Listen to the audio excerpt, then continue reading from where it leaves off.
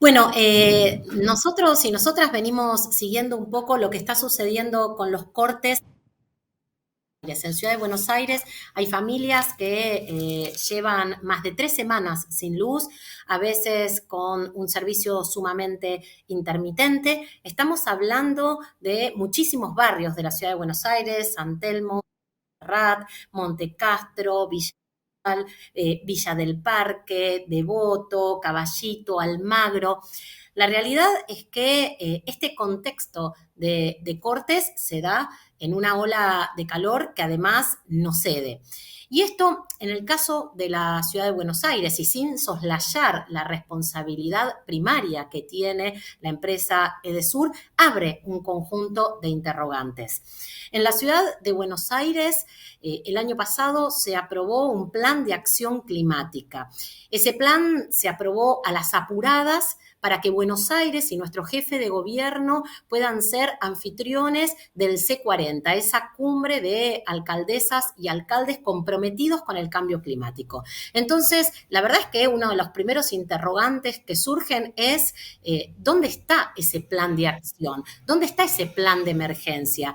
¿Cómo es posible que frente a esta ola de calor y frente a esta cantidad de cortes que ha dejado miles, miles y miles de usuarias y usuarios en la ciudad de Buenos Aires sin servicio eléctrico, no tengamos ninguna medida concreta? No tenemos medidas concretas para garantizar el funcionamiento adecuado en las escuelas, no tenemos medidas concretas para garantizar el funcionamiento adecuado en los servicios de salud y además no tenemos ninguna medida concreta para poder mitigar las consecuencias de estos cortes sostenidos. Por eso es que venimos acompañando los distintos ruidazos que se están llevando adelante en la ciudad de Buenos Aires. El martes, justamente, en distintos puntos de la ciudad de Buenos Aires fueron miles de familias que salieron a la calle porque la situación es insostenible. Cuando la luz se corta, además uno deja de acceder al agua, por lo tanto teníamos familias electrodependientes, familias con movilidad restringida, familias que ya habían definido directamente dormir en una plaza, porque era imposible poder habitar sus hogares luego de tantos días, ¿sí?, con corte eléctrico. Mañana mismo en Acoite y Rivadavia a las 19:30 hay, ¿no?, una importante movida en relación a la emergencia de la ciudad. Yo creo que no solo los cortes, ¿no?, sino que esta improvisación por parte del gobierno porteño en el distrito más rico de nuestro país pone en evidencia que la estrategia del marketing y la estrategia de la propaganda oficial no resuelve los problemas estructurales que tenemos el conjunto de las porteñas y los porteños. Y acá es oportuno mencionar que en la ciudad de Buenos Aires no hay inversión en infraestructura. Por lo tanto, el colapso de los servicios, del servicio eléctrico, pero también de los servicios sanitarios, se ve de manera inmediata cuando de pronto tenemos una ola de calor que es algo, ¿sí?, que va a ser cada vez más frecuente y que además es algo que hace muchísimo tiempo venimos alertando, quienes venimos monitoreando lo que sucede con la temperatura en la ciudad de Buenos Aires, lo que sucede con el deterioro y la fragmentación de los espacios verdes. La ciudad de Buenos Aires se recalienta, ¿sí?, de manera vertiginosa. Solo en los últimos 30 años su temperatura máxima anual ha aumentado casi 1 grado. Estas olas de calor van a ser cada vez más frecuentes, por lo tanto es inadmisible no contar con un plan de emergencia. Y la ciudad no para de sobreconstruir. En estos últimos 10 años se construyeron 10 millones de metros cuadrados de vivienda suntuosa, una de las actividades más contaminantes desde el punto de vista de la emisión de gases y además del calentamiento. Y se construyen y se otorgan permisos sin ninguna factibilidad de servicios. Por lo tanto, el colapso de estos servicios cada vez es más frecuente, insisto, no necesariamente en el contexto de la ola de calor y, por supuesto, sin soslayar la responsabilidad primaria que tiene Edesur en esto. Sin ir más lejos, bueno, mencionabas recién desarrollos inmobiliarios y hace unas horas se aprobó una de las construcciones ahí en la Costanera Sur, algo que se viene también denunciando de parte de este espacio, para que el gobierno de la ciudad autorice a la empresa IRSA a llevar adelante estos edificios. Pero bueno, más allá de esa cuestión, entendiendo un poco que más allá de la responsabilidad que tiene la empresa, también hay un Estado, lo dijiste después recién muy bien, pero hay un Estado también en general que tiene que encargarse de estar monitoreando a esas empresas que tienen servicios públicos a su cargo. ¿Qué debería haber hecho el Estado en todos estos años? Porque es una problemática y son noticias que venimos tratando todos los años y a veces quizás hasta con más cantidad de usuarios afectados. ¿Qué falla ahí en el medio a la hora del control? ¿Qué falla a la hora del monitoreo? ¿Qué hay detrás de quizás de la connivencia a veces entre el Estado y las empresas para que esto se lleve a este punto?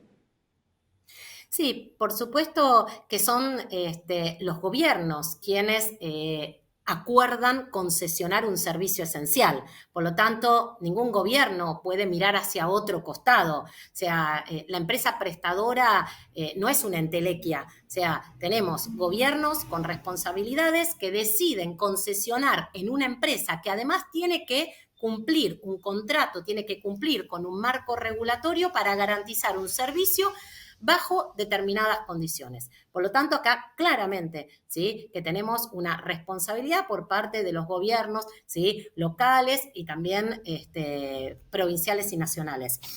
A mí me parece que eso es fundamental. La verdad es que la concesión del servicio, así como está prestado, es insostenible. No solamente estamos hablando de cientos de miles de usuarios que quedan sin servicio, sino que estamos hablando de una empresa concesionaria, ¿sí?, que lo único que ha hecho durante todas estas semanas de cortes es enviarle las facturas con aumento a las familias que hace semanas están sin luz. La verdad que también lo que estamos planteando es que es urgente que el Estado intervenga para que esta empresa indemnice a las familias que han quedado sin luz durante todos estos tiempos prolongados y que esa indemnización sea una indemnización real, sea una indemnización automática. No es posible que quienes vienen padeciendo estos días de corte tengan que llevar adelante engorrosos trámites para recibir esos subsidios que en general ni siquiera se concretan. Me parece que es importante, en el caso de la ciudad de Buenos Aires, poder adecuar la infraestructura en este contexto de crisis climática. Insisto, las olas de calor van a ser cada vez más frecuentes, y se ven potenciadas por la destrucción de los espacios verdes, la ocupación de los humedales, la ocupación de la costanera que impide que los vientos puedan ingresar y mitigar este efecto de isla de calor. Necesitamos detener la sobreconstrucción ociosa, suntuosa. La verdad es que es insostenible. Necesitamos que tengamos un plan de obras, ¿sí?, que readecúen la infraestructura y el equipamiento.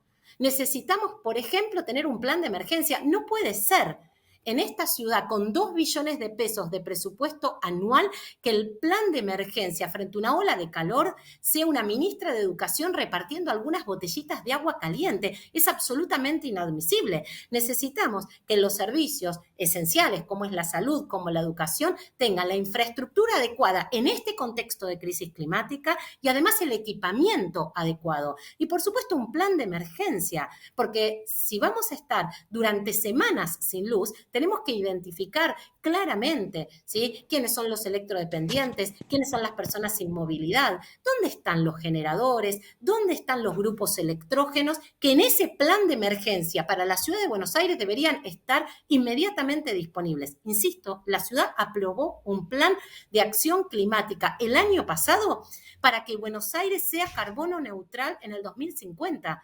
Y frente a una ola de calor y frente a estos episodios de corte de energía, lo único que estamos viendo es que el nivel de desidia y de improvisación es absoluto. Por eso, esto muestra que la ciudad de Buenos Aires no es que está por colapsar, la ciudad de Buenos Aires está colapsada.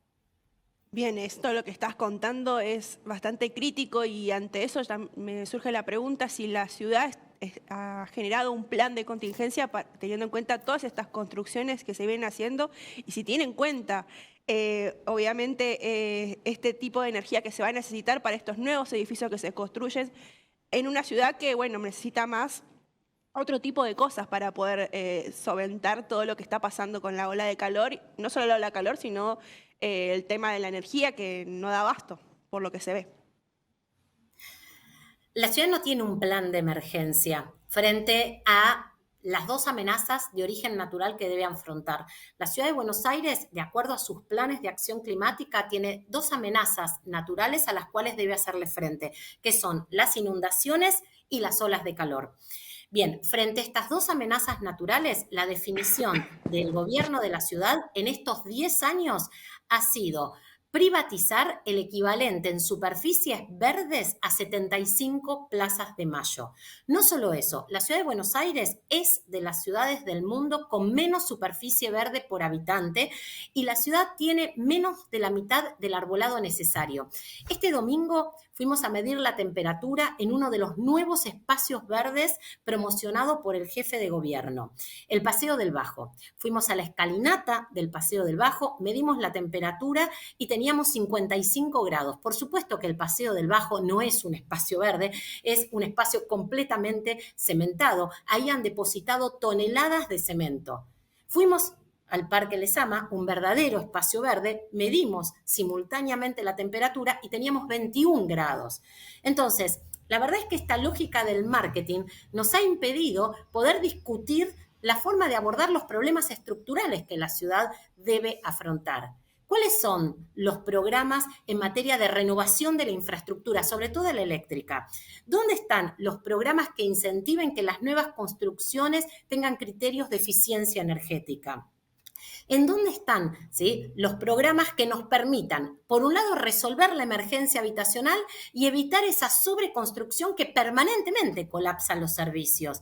La verdad es que las torres y las megatorres habilitadas por el Código Urbanístico están llevando al colapso los servicios en el conjunto de los barrios de casas bajas, sin necesidad de ola de calor. Por eso es muy preocupante lo que está pasando en la ciudad de Buenos Aires, porque lo que observamos es un nivel absoluto de improvisación que no está teniendo en cuenta, por un lado, las amenazas de la ciudad de Buenos Aires y por otro lado, no está teniendo en cuenta cómo abordar la resolución de los problemas estructurales. Clarísimo, Eva. Bueno, esperemos que las bajas temperaturas no sean la solución a todos estos problemas que venimos relatando, sino que haya, bueno, de parte del Estado porteño, pero y también del Estado nacional, que se tomen cartas en el asunto, como suele decirse. Gracias, Eva, por tu tiempo. No, muchísimas gracias. Y esperemos que sí, y esperemos también que desde la gestión de la ciudad entiendan que acá no alcanzan con expresiones de deseo, con eslogans, ni con marketing, ¿no? Acá realmente necesitamos afrontar dos amenazas claves para la ciudad de Buenos Aires. Y ahí es fundamental poder entonces recuperar el conjunto del borde costero. A través de nuestra costanera ingresan los vientos que nos permiten mitigar las altísimas temperaturas. Necesitamos frenar esta sobreconstrucción especulativa que a medida que se sobreconstruye cada vez más familias están en emergencia habitacional. Necesitamos poder regular esas casi 200.000 viviendas que se encuentran ociosas. Necesitamos ir a un programa de refuncionamiento de viviendas en lugar de seguir cementando la ciudad de Buenos Aires y por supuesto necesitamos poder ponerle un límite a estas empresas prestadoras heredadas de la década privatista que no conciben a la energía como un derecho humano ni como un servicio esencial. Así que creo que eso es lo que tenemos pendiente, sin duda. Esperemos de todas maneras que estas temperaturas aflojen y que las miles y miles de usuarios puedan recuperar el acceso a la energía. Muchas gracias por el espacio.